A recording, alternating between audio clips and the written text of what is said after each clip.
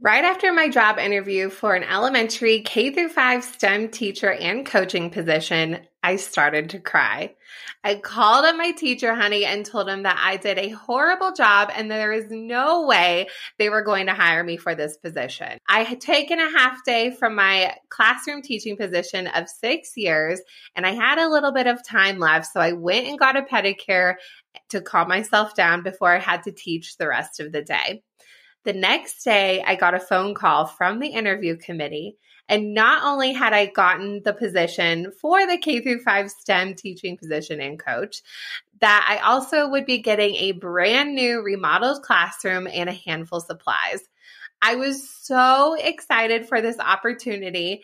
However, I had no idea where to start with this brand new position, brand new to me school district, and brand new room. Based on my experiences, here are the things that I wish someone had told me back then and that I had learned definitely the hard way.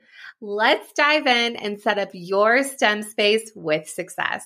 Welcome to the Elementary STEM Coach Podcast, a show that'll help you with lesson ideas, systems, and actionable tips to apply to your classroom. I am your host, Naomi Meredith, a former classroom teacher turned current STEM teacher and coach. With over a decade of experience teaching and a master's degree in STEM leadership, I am here to coach you throughout the year to help you gain back more time to create innovative experiences for your students. Grab your earbuds and let's get started. Before we get into the episode, I wanted to let you know of a special giveaway that I'm doing for the launch of this podcast.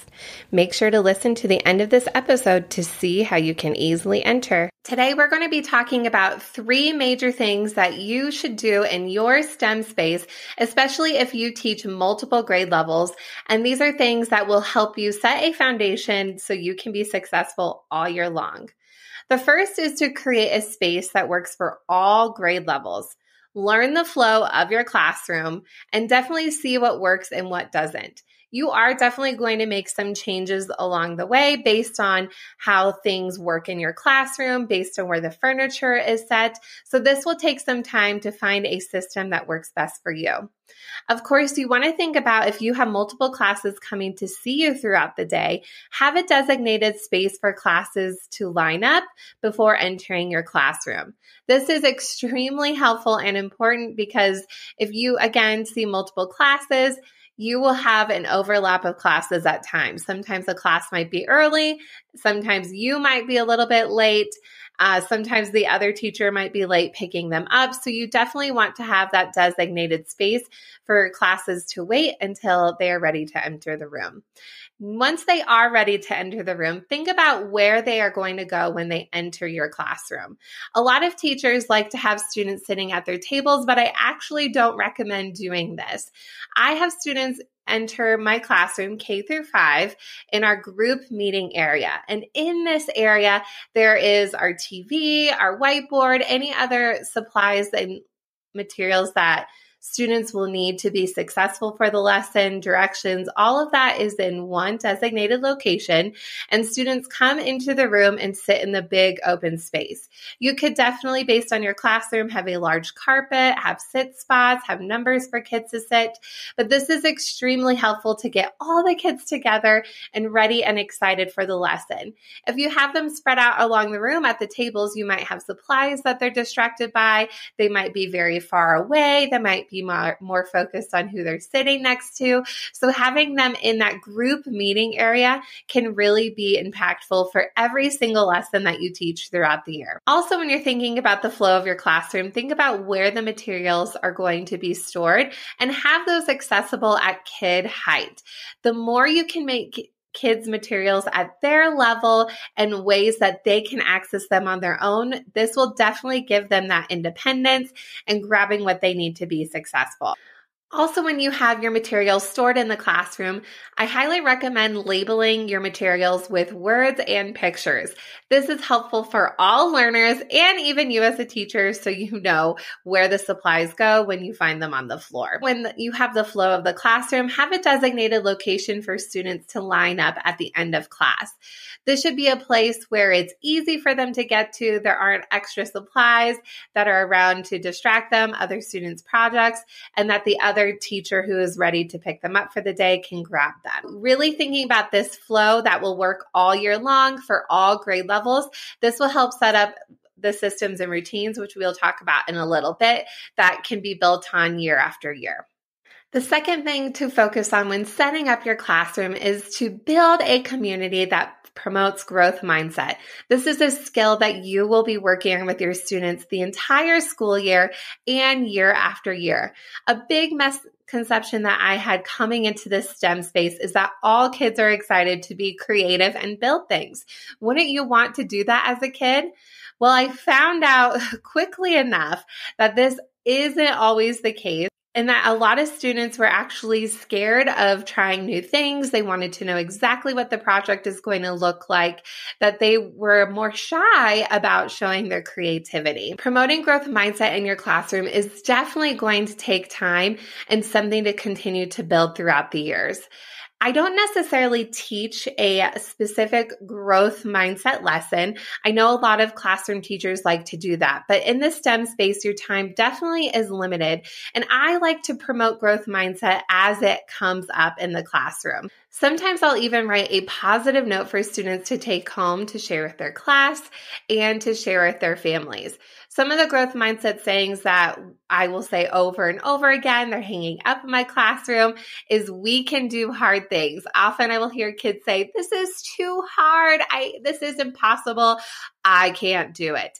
Then I go back and give them a high five like, yep. It is hard. We can do hard things. That is why you're here, and I am definitely doing my job. You are doing a great job of what you're working on. I also really like to promote we are creators with technology, not just consumers, and we practice to make us better, not perfect, because perfect doesn't exist. These 8 growth mindset sayings you can actually find in my TPT shop, and I'll also link it in the show notes. The third thing that you'll want to do when setting up your classroom is to create systems and routines that can be used all year long for all your grade levels and lesson types. Now, specific materials and lessons will have their own systems. This is more for your general flow of the classroom. So again, a lot of these are going to overlap with learning the classroom flow. These are those systems and routines that you're definitely going to need to have that classroom management. Now, if you were a classroom teacher before, like I was, all of your back to school prep when it comes to classroom management still applies.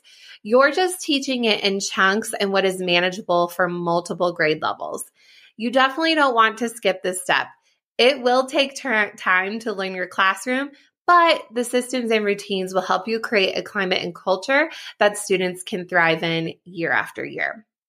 Here are some things to think about the routines in your classroom. These aren't a full list of things, but they're definitely, again, a lot of those same systems and routines that mirror what you would do in the regular classroom. About how students are going to enter the room, where and how they're going to gather supplies, how are they going to use classroom furniture? Some classrooms might even have flexible seating. Definitely model how to use that furniture, and where are students going to sit. Also, what are the routines for how students need to ask for help when they need projects? Also, think about what are some signals to get the class attention. This you want to probably keep consistent for all of your classes and have a few tricks that you add in throughout the year, because it does get loud pretty quick. It is controlled chaos, but there are times you definitely need to get the class's attention when you're in the middle of a project. We talked about things that are going to help you be successful and set up that foundation throughout the year. So here's a recap of those 3 major things to plan and think about before diving into that content. Create a space that works for all grade levels, build a community that promotes growth mindset, and create systems and routines that can be used all year long for all grade levels and lesson types. Thank you so much for listening to this episode of the Elementary STEM Coach Podcast. Before you go, I want to tell you about an exclusive giveaway for you as a listener. If you take a screenshot of this episode, add to your Instagram stories, and tag me at Naomi Meredith _, you will be entered to win a bundle of prizes, which includes 2 months free to my STEM Teacher Ultimate Resource membership, free access to my STEM Teacher 101 course, and 1 free iPad case from Ruged. This giveaway will last from July 18th through 30th, 2022. If you're listening to this after this date, please still share. You never know, I still might send a fun freebie your way. Talk to you soon.